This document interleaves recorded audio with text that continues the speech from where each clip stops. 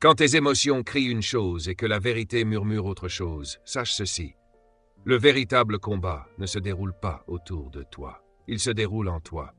Tes larmes peuvent te dire abandonne, ta peur peut te dire fuis, mais au plus profond de ton être, il y a cette voix calme, stable, divine qui dit « Tiens ferme, réfléchis, fais-moi confiance ». Nous vivons à une époque où les gens sont façonnés davantage par ce qu'ils ressentent que par ce qu'ils savent. Nous défilons, nous comparons, nous réagissons, nous nous sentons dépassés et nous appelons cela la réalité. Nous nous sentons insuffisants et nous en faisons une identité. Mais pose-toi cette question essentielle. Et si tes émotions te mentaient? Et si la tempête n'était pas autour de toi, mais dans ton esprit? La parole de Dieu ne nous a jamais demandé de suivre nos sentiments. Elle nous exhorte à garder notre cœur avec une vigilance extrême, car de lui jaillissent les sources de la vie, selon Proverbe 4, 23. Autrement dit, ta vie ne suit pas la direction de tes émotions, elle suit la direction de tes pensées. Ce que tu autorises à occuper ton esprit détermine la paix que tu expérimentes, la force avec laquelle tu avances et le but que tu accomplis. Il est frappant de constater que beaucoup passent plus de temps à gérer leur image en ligne qu'à discipliner leurs pensées. Nous soignons notre apparence, nos maisons, nos vêtements, mais nous laissons notre esprit encombré, exposé et vulnérable. Puis nous nous demandons pourquoi la paix nous échappe, pourquoi nous nous effondrons si facilement, pourquoi nous réagissons excessivement ou abandonnons trop vite. Et si nous avions entraîné nos émotions à parler plus fort que notre esprit? Les émotions n'ont jamais été conçues pour être une boussole. La vérité, elle, est fiable. Mais la vérité ne devient une arme que lorsque l'esprit est entraîné à l'utiliser. Voilà pourquoi l'ennemi n'a pas besoin de détruire ta vie pour te vaincre. Il lui suffit de semer la confusion dans ton esprit. Tant que tu réagis émotionnellement, tu es empêché de répondre spirituellement. Mais voici la bonne nouvelle. Ton esprit peut être entraîné. Tu peux apprendre à penser comme Dieu veut que tu penses. Tu peux développer une discipline mentale plus forte que tes sautes d'humeur. Tu peux bâtir une force intérieure qui te permet de garder la paix, même lorsque tout s'écroule autour de toi. Cependant, cela exige un choix. Tu dois arrêter de nourrir excessivement tes sentiments et commencer à construire ton état d'esprit. Tu dois garder ta vie intérieure comme un soldat garde une porte de ville, avec rigueur, constance et détermination. Comprends-moi bien, les émotions ont leur place. Dieu te les a données. Elles sont importantes. Mais elles ne sont pas ton maître. Elles sont des messagères. Les émotions indiquent un problème, mais elles ne définissent pas la solution. Seule la vérité de Dieu peut le faire. C'est pourquoi l'esprit doit diriger et le cœur doit suivre, et non l'inverse. Si tes émotions sont au volant de ta vie, l'accident est inévitable. Mais lorsque ton esprit, renouvelé par la parole de Dieu, prend le contrôle, même si les émotions tentent de te dévier, tu restes stable, parce que tu n'es pas conduit par les sentiments, mais par la foi. Écoutons ceci clairement. Si tu veux la paix, entraîne ton esprit. Si tu veux la concentration, entraîne ton esprit. Si tu veux une percée, entraîne ton esprit. Dieu t'équipe, il te guide, il te fortifie, mais il ne pensera pas à ta place. Ton esprit est ton territoire. Et c'est là que commence la véritable transformation. Dans ta façon de penser, dans ce que tu nourris, dans la manière dont tu interprètes les épreuves et filtres tes émotions à travers la foi. Aucune personne, aussi spirituelle soit-elle, ne peut vivre une vie victorieuse avec un esprit vaincu. Nous vivons dans un monde qui glorifie les émotions, un monde qui nous dit de suivre notre cœur, de faire confiance à nos ressentis. Pourtant, les émotions sont instables. Elles montent et descendent, influencées par la peur, l'insécurité et les blessures du passé. Lorsqu'elles deviennent le volant de ta vie, tu tournes en rond, tu brises des choses et tu t'éloignes du plan de Dieu. La parole est claire, ne vous conformez pas à ce monde, mais soyez transformés par le renouvellement de votre intelligence, selon Romains 12, 2. La transformation ne commence pas dans le cœur, elle commence dans l'esprit, car l'esprit donne la direction et les émotions tentent de suivre. Le cœur non renouvelé peut tromper, avertit Jérémie 17, 9. Voilà pourquoi vivre selon ce qui semble juste intérieurement est dangereux si l'esprit n'a pas été formé par la vérité.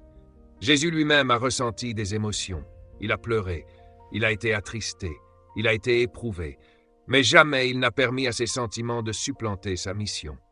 Voilà à quoi ressemble la maturité spirituelle, ressentir la peur, mais avancer par la foi, ressentir la douleur, mais rester obéissant. Le champ de bataille, c'est l'esprit. Si l'ennemi prend tes pensées, tes émotions suivront et ta vie se désalignera. Mais tu as un choix. Tu peux cesser de vivre par réaction et commencer à vivre avec intention. Tu peux renouveler ton esprit chaque jour jusqu'à ce que la paix devienne ta norme et la clarté ta posture. Dieu ne veut pas que tu sois ballotté par chaque émotion. Il veut que tu sois enraciné, stable, sage, conduit non par les sentiments, mais par la révélation. Ta vie actuelle reflète les pensées que tu as entretenues hier. La qualité de ta paix, de tes décisions et de ton progrès dépend moins de ton talent que de la solidité de ton esprit. Tu peux être loin et instable, intelligent et impulsif. Mais lorsque ton esprit est ancré dans la vérité, tu ne fais pas que survivre. Tu diriges, tu avances et tu remportes la victoire.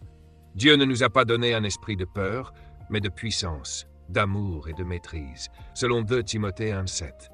Un esprit saint, clair, discipliné, stable. C'est ainsi que tu es destiné à vivre. Alors aujourd'hui, ne te contente pas d'être inspiré, choisis de penser différemment. Garde ton cœur, renouvelle ton esprit. Tiens-toi dans l'autorité que Christ t'a donnée et déclare « Je ne serai pas gouverné par mes émotions. Je penserai avec clarté, foi et discipline. » Car c'est ainsi que l'on s'élève au-dessus du bruit et que l'on marche pleinement dans sa destinée. Pense à Joseph, trahi par ses propres frères, accusé injustement, jeté en prison. Tout dans ses émotions aurait pu le pousser à haïr, à se venger, à abandonner. Mais l'esprit de Joseph avait été formé à reconnaître la main de Dieu même au cœur des saisons douloureuses. Il avait compris une vérité essentielle. Le but n'est jamais annulé par la douleur. Il est souvent affiné par elle. Voilà la puissance d'un esprit renouvelé. Regarde aussi Daniel, exilé dans une terre étrangère, entouré d'un système conçu pour effacer son identité et corrompre ses convictions. Pourtant, il est écrit que Daniel résolut dans son cœur de ne pas se souiller. Cette résolution ne venait pas d'une émotion, elle venait d'une décision. Et cette décision était possible parce que son esprit était déjà établi avant que la pression n'arrive. Dans ses vies, le facteur commun n'était ni la chance ni les circonstances. C'était la préparation intérieure, la clarté spirituelle, la discipline mentale. Et je veux que tu saches ceci, cette clarté est aussi disponible pour toi. Tu n'es pas obligé de vivre ballotté par la peur, le découragement ou les variations d'humeur. Tu n'es pas condamné à perdre le sommeil parce que tes pensées ne s'arrêtent jamais. Dieu t'a donné la capacité d'entraîner ton esprit. Et lorsque tu le fais, tout change. Tu commences à réfléchir avant de réagir. Tu réponds avec sagesse plutôt qu'avec inquiétude. Tu conserves la paix même au milieu du chaos. Tu ne laisses plus l'opinion des autres définir ta valeur. Tu cesses d'être esclave de tes émotions et tu deviens gestionnaire de tes pensées. Et ne te trompe pas. Ceci n'est pas simplement du développement personnel, c'est un combat spirituel. L'ennemi sait qu'un esprit entraîné est dangereux, car lorsque ton esprit est renouvelé, il perd l'accès. Il ne peut plus semer le mensonge là où la vérité a pris racine. Il ne peut plus manipuler les émotions lorsque les convictions sont fermes. Voilà pourquoi il travaille sans relâche pour te maintenir distrait, anxieux et mentalement passif. Mais Dieu t'appelle à quelque chose de plus élevé, un esprit sain, stable, transformé. Alors je te pose cette question essentielle. Quel type d'esprit es-tu en train de construire? Un esprit façonné par la vérité ou un esprit gouverné par le chaos émotionnel? Car ton avenir, ta paix et ton appel en dépendent. Soyons honnêtes. Les émotions sont puissantes. Elles peuvent te pousser à des actions courageuses ou te paralyser complètement. Elles peuvent créer des liens profonds ou détruire des relations en quelques secondes. Mais lorsque les émotions prennent le volant de ta vie, la collision devient inévitable. Non pas parce que les émotions sont mauvaises, mais parce qu'elles n'ont jamais été conçues pour diriger. Elles étaient destinées à servir. Nous voyons chaque jour les dégâts d'une vie dirigée par les émotions. Le conjoint qui quitte un mariage sur un coup de blessure. La personne qui brûle des ponts dans la colère et vit ensuite dans le regret. Le rêveur qui abandonne sa vision parce que le découragement l'a convaincu qu'il n'était pas à la hauteur. Cela ressemble à des décisions impulsives, à une anxiété qui vole le sommeil, à l'abandon de ce que Dieu avait confié. Et voici la réalité troublante. Les sentiments changent. Ce qui semble insurmontable aujourd'hui peut devenir insignifiant demain. Ce qui paraît sans issue émotionnellement peut être une porte déguisée. Mais sans un esprit ancré dans la vérité, les émotions te rendront instable. Un jour confiant, le lendemain écrasé. Motivé le matin, découragé l'après-midi. C'est l'état d'un esprit gouverné par les émotions. La Bible décrit cela comme une double pensée, semblable à une vague de la mer, agitée par le vent, selon Jacques 1, 6, 8. Cette instabilité ne touche pas seulement l'humeur, elle affecte la destinée. Car une personne dirigée par ses émotions ne peut ni bâtir, ni persévérer, ni être constante. Tu commences et tu abandonnes. Tu aimes aujourd'hui et tu ressens de l'amertume demain. Tu fais confiance à Dieu le dimanche et tu paniques le mardi. Ce n'est pas un problème de personnalité, c'est un problème d'esprit. Les émotions sont devenues le maître et l'intelligence essaie simplement de suivre. J'ai vu trop de personnes pleines de dons, d'appels et de rêves divins manquer leur moment parce qu'elles ont laissé leurs émotions prendre le dessus. La peur les a réduites au silence. La honte les a cachées. La colère a détruit des relations censées les bénir. Elles ne sont pas bloquées parce que l'ennemi a gagné, mais parce qu'elles ont cédé leur esprit à un instant de faiblesse émotionnelle. Plus tragique encore, beaucoup confondent l'intensité émotionnelle avec la maturité spirituelle. On pleure dans l'adoration, mais on s'effondre face à l'épreuve. On se sent fort dans une conférence, mais un simple message suffit à nous déséquilibrer pendant des jours. Pourquoi ? Parce que l'esprit peut être disposé, mais si l'intelligence est faible, les émotions saboteront la mission. Dieu ne veut pas seulement toucher tes sentiments, il veut fortifier ton esprit. Écoute-moi bien, vivre sous l'impulsion des émotions coûte cher. Cela coûte du temps, de la paix, des relations, parfois même des années de progrès. Chaque fois que tu laisses tes émotions prendre la décision finale, tu paies un prix. Peut-être pas immédiatement, mais avec le temps. Alors quelle est la solution ? Tu dois rééduquer ton esprit pour qu'il dirige ta vie. Tu dois apprendre à t'arrêter et à te demander « Est-ce Dieu qui parle ou est-ce mon humeur ?» Tu dois laisser la parole de Dieu interrompre le désordre émotionnel et ramener la clarté. Lorsque l'esprit est gouverné par la vérité, les émotions perdent leur pouvoir. Tu peux ressentir la peur sans lui obéir.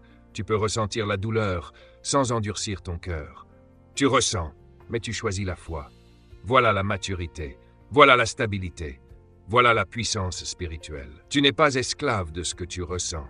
Tu es responsable de ce que tu penses. Comprends ceci. Ton esprit n'est pas seulement un champ de bataille, c'est un chantier. Ce que tu autorises à demeurer dans ton esprit finira par se manifester dans ta vie. Les pensées deviennent des croyances. Les croyances façonnent les comportements. Les comportements construisent l'héritage. Si tu veux changer ta vie, ne commence pas par les circonstances. Commence par ta façon de penser. Beaucoup luttent non parce que leur cœur est faible, mais parce que leur esprit n'a jamais été discipliné. Ce n'est pas un manque de spiritualité, c'est un manque d'entraînement. Et c'est un combat. C'est pourquoi la parole nous appelle à capturer chaque pensée pour la rendre obéissante à Christ, selon 1 Corinthiens 10:5. Pas à l'entretenir, pas à la rejouer sans cesse, mais à l'arrêter, l'examiner et la soumettre à la vérité. Penser correctement est une discipline spirituelle. Concrètement, cela signifie apprendre à penser selon un processus clair, nourrir son esprit de la parole, refuser de laisser les pensées errer librement. Inviter le Saint-Esprit dans l'espace mental. On ne gagne pas contre le mensonge en essayant de se sentir mieux, mais en se tenant sur la vérité éternelle. Jésus n'a pas résisté avec des émotions, mais avec ce qui est écrit. C'est ainsi qu'un esprit apprend à vaincre. Et surtout, n'essaie pas de discipliner ton esprit seul. L'intelligence humaine est trop complexe pour être restaurée sans l'aide divine. Tu as besoin de la sagesse du Saint-Esprit pour démêler la peur, le traumatisme, la tentation et la confusion. Il apporte la clarté, la paix et la direction. Voilà le chemin vers une vie stable, forte et alignée avec la destinée que Dieu a préparée pour toi. Alors, avant que ton esprit ne s'emballe et perde le contrôle, fais une pause et dis simplement Saint-Esprit, j'ai besoin de toi maintenant. Aide-moi à penser avec clarté. Aide-moi à voir la vérité. Ensuite, parle en accord avec la vérité. Pourquoi? Parce que tes paroles renforcent tes pensées. Chaque fois que tu déclares la peur, tu fortifies la peur. Chaque fois que tu exprimes le doute, tu as enraciné l'incrédulité plus profondément. Mais lorsque tu proclames la vérité, même quand tu ne la ressens pas encore, ton esprit commence à être reprogrammé. C'est pour cela que la parole nous exhorte à porter nos pensées sur ce qui est vrai, noble, juste et pur, selon Philippiens 4:8. Dieu ne te demande pas de méditer constamment sur tes blessures ou tes inquiétudes. Il t'invite à t'ancrer dans sa vérité. Je sais que ce n'est pas facile, surtout lorsque tu as traversé de vraies blessures, de vraies trahisons, de vraies pertes. Mais écoute-moi attentivement. Ce n'est pas parce qu'une pensée est bruyante qu'elle est vraie. Ce n'est pas parce qu'une peur semble réelle qu'elle vient de Dieu. Ce n'est pas parce qu'une émotion est légitime qu'elle doit diriger. Tu as le choix. Tu peux construire. Tu peux apprendre à penser ainsi. Et lorsque tu choisis de penser les pensées de Dieu, de capturer les mensonges, d'inviter l'esprit et de parler en accord avec la vérité, quelque chose change profondément. Tu n'es plus esclave de chaque vague émotionnelle. Tu ne fuis plus dès que la vie devient difficile. Tu arrêtes de prendre des décisions permanentes dans des émotions temporaires. Tu deviens stable, concentré, dangereux pour l'ennemi. Pourquoi? Parce que ton esprit a été entraîné. Et un esprit entraîné est une arme puissante entre les mains de Dieu. Si tu veux un esprit fort, il ne suffit pas de le souhaiter. Il faut l'entraîner. Tout comme ton corps ne devient pas fort en restant au lit, ton esprit ne se fortifie pas en restant dans des zones de confort émotionnel. On ne vainc pas le chaos intérieur avec une mentalité passive. La paix, la stabilité, la clarté et la puissance demandent un engagement quotidien. Le vrai travail commence dans les disciplines invisibles. Nous avons fait de la guérison émotionnelle un simple sujet de prière, alors que Dieu dit « Je t'ai déjà donné les outils, mais tu ne t'es pas entraîné avec eux. » La percée ne vient pas quand tu pleures sur ta situation. Elle arrive quand tu te lèves avec intention et que tu confrontes tes schémas. La transformation réelle se produit chaque jour dans le silence de l'esprit, quand personne ne regarde, mais que le ciel observe.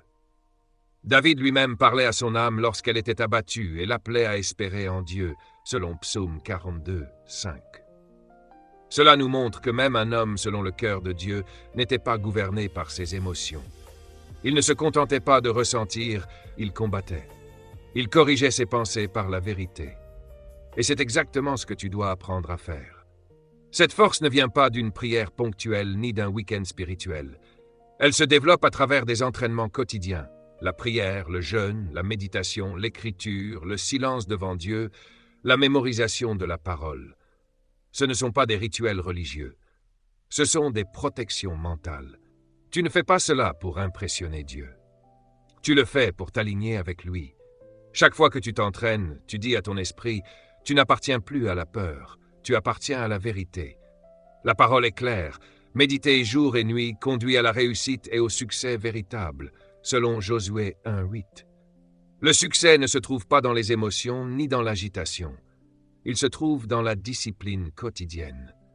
Ce ne sera pas toujours confortable. Tu n'auras pas toujours envie d'ouvrir la Bible. Tu n'auras pas toujours envie d'écrire ou de te taire devant Dieu. Mais c'est précisément là que la discipline prend le relais. La discipline, c'est faire ce qui te construit quand les émotions tentent de te détruire. Et voici ce qui est extraordinaire. Lorsque tu t'engages dans cet entraînement mental, ta réaction change. Tu ne paniques plus en premier. Tu pries. Tu ne t'effondres plus.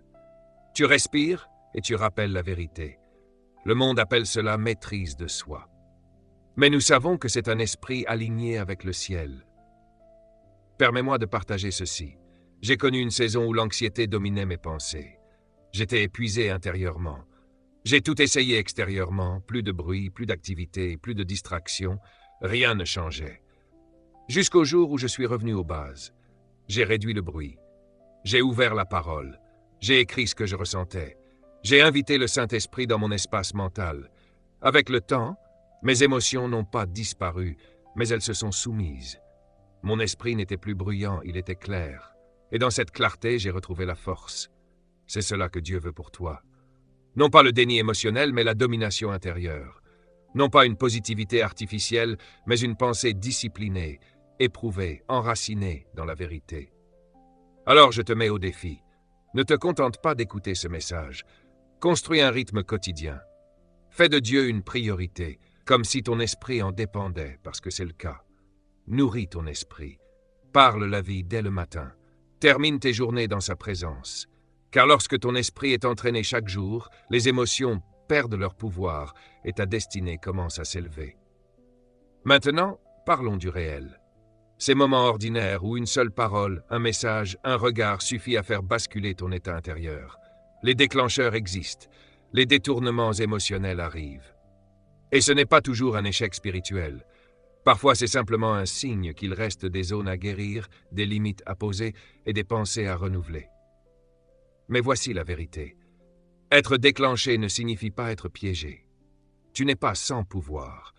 Tu peux apprendre à reprendre le contrôle avant que l'émotion ne prenne le volant. Quand un déclencheur surgit, les émotions veulent diriger vers la surréaction, le repli, la défense ou la vengeance. C'est ici que la maturité spirituelle s'exprime. C'est ici qu'un esprit entraîné dit « pas cette fois ». Le fruit de l'esprit inclut la maîtrise de soi, selon Galates 5, 22, 23. Tu ne peux pas toujours contrôler ce qui te déclenche, mais tu peux contrôler ta réponse par l'Esprit de Dieu. Tu peux ressentir la colère sans la transformer en destruction. Tu peux reconnaître la douleur sans lui donner le pouvoir. Tu peux filtrer tes émotions par la sagesse. Souvent, la clé est la préparation. Tu connais tes zones sensibles. Tu sais quels environnements t'épuisent. Alors entraîne ton esprit avant que la pression n'arrive. Ancre ton identité dans la vérité, parce que l'ennemi cherche toujours le moment où tu es fatigué, blessé ou vulnérable pour semer des mensonges. Mais un esprit entraîné reconnaît le mensonge, rejette le piège et choisit la vérité. Voilà la vie à laquelle Dieu t'appelle. Une vie stable, une vie consciente. Une vie dirigée non par les émotions, mais par la vérité. C'est pourquoi je te dis, entraîne-toi dès maintenant pour les moments où tu seras mis à l'épreuve.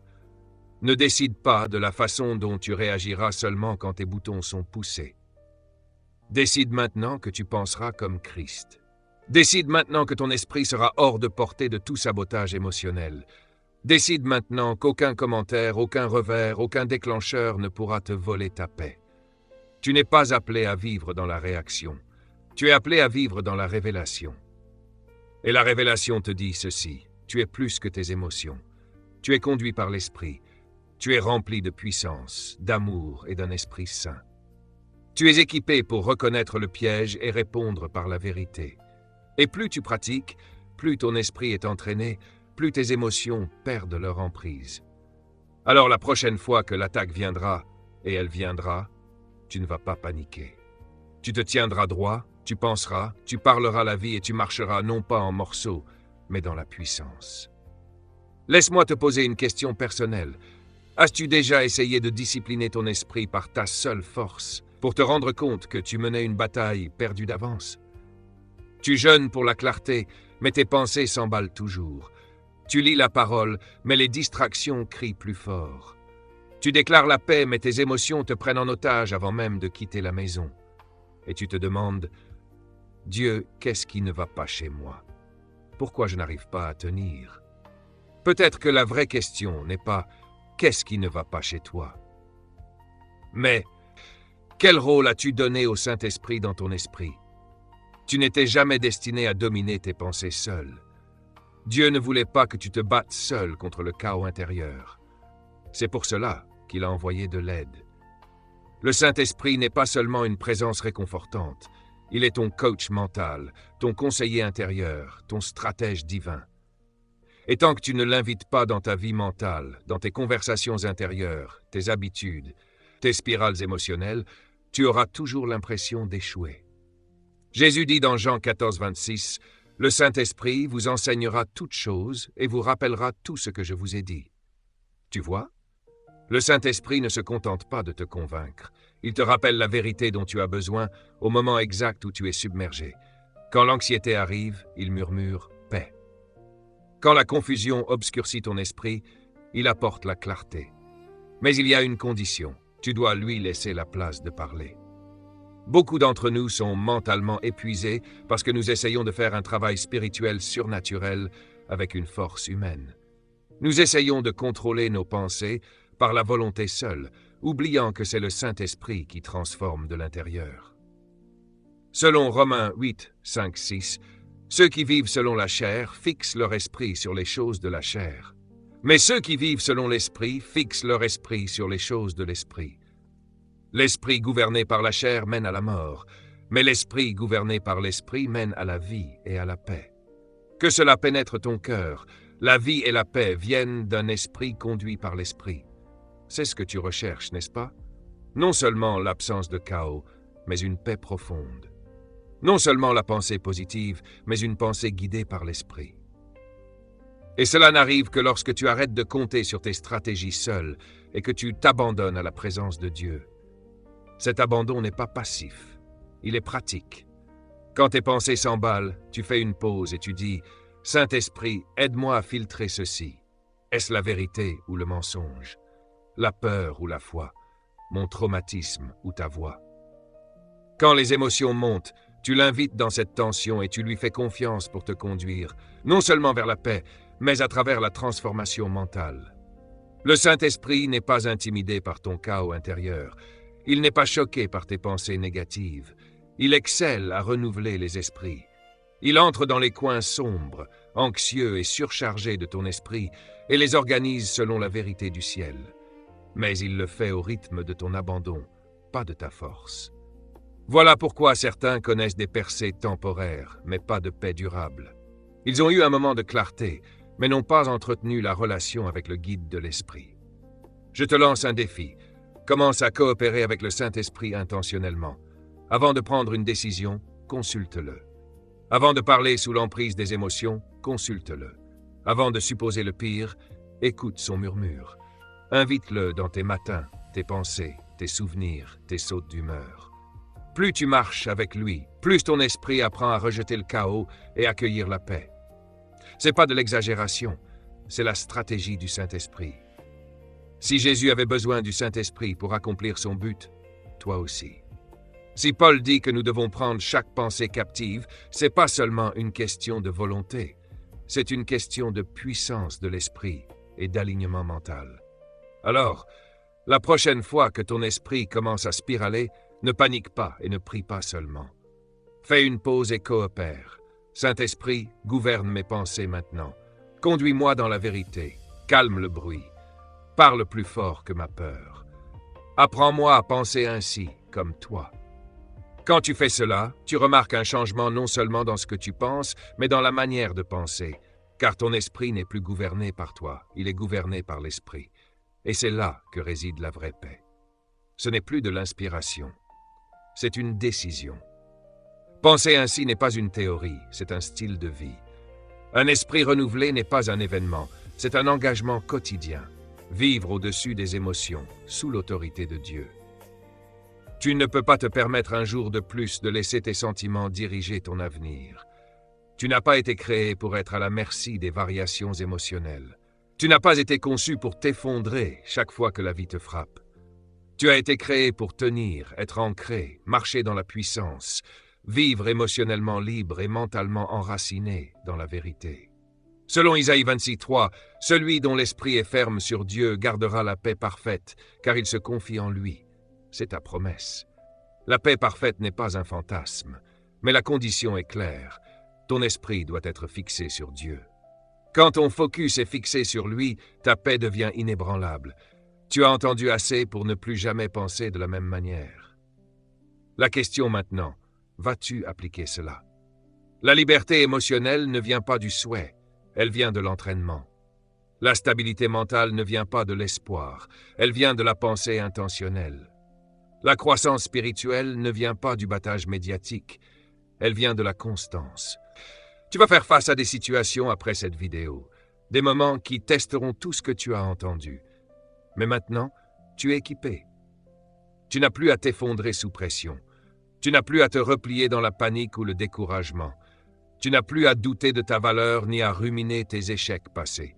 Tu peux marcher dans la vérité. Tu peux commander tes pensées. Tu peux renverser les imaginations et amener chaque pensée à obéir au Christ.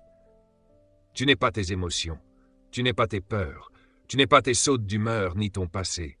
Tu es un esprit renouvelé en action, un guerrier concentré, une force stable dans un monde chaotique. Tu es la preuve que la transformation est possible lorsque l'Esprit de Dieu a un accès complet à ton esprit. Alors, voici mon ordre pour toi. Garde ton esprit comme si ta vie en dépendait. Parce que c'est vrai. Filtre chaque pensée, discipline chaque réaction, nourris ton esprit, construis ton self-control. Médite sur la vérité, rejette les mensonges, brise les cycles de la défaite mentale et ne laisse pas un mauvais jour annuler ce que Dieu a planté en toi. Et quand tu te sens faible, souviens-toi, Dieu ne t'a jamais demandé de marcher seul. Tu as la parole pour te guider, tu as le Saint-Esprit pour t'aider, tu as la sagesse divine disponible à tout moment, tu as l'Esprit de Christ. Et cela signifie que tu as la capacité de penser victorieusement. 2 Timothée 4, 7. J'ai combattu le bon combat, j'ai achevé la course, j'ai gardé la foi. Que cela soit ta déclaration, non pas seulement à la fin de ta vie, mais à la fin de chaque jour. Que ton esprit reflète ta maturité. Que ta discipline reflète ta dévotion. Que ta vie mentale reflète la puissance d'un Dieu qui ne t'a jamais conçu pour vivre dans le chaos émotionnel. À partir de maintenant, décide. Je penserai ainsi. Je penserai avec discipline. Je penserai avec clarté. Je penserai par l'esprit. Je penserai comme quelqu'un qui a déjà gagné la bataille de l'esprit. Je penserai comme un enfant de Dieu plus fort que les émotions, ancré dans la vérité, rempli de paix.